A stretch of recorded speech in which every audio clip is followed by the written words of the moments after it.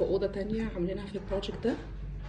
مود الاوضه دي مختلف خالص عن بقيه الاوض. دي اوضه معموله من الورم بوهو باليت.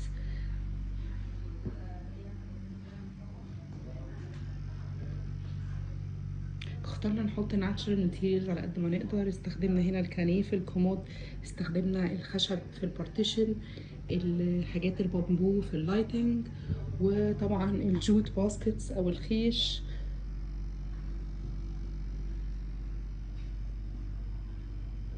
الستايل هتلاقوه بوهو، اكلاكتيك، سهارا ستايل.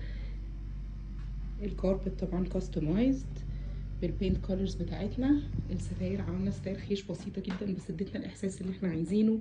وهنا كمان عملنا زي تو فلور سيتنج كوشنز اقدر اقعد عليهم. قولوا لي رايكم ايه، عجبتكم ولا لا؟ وعايزه اشوف رايكم معانا.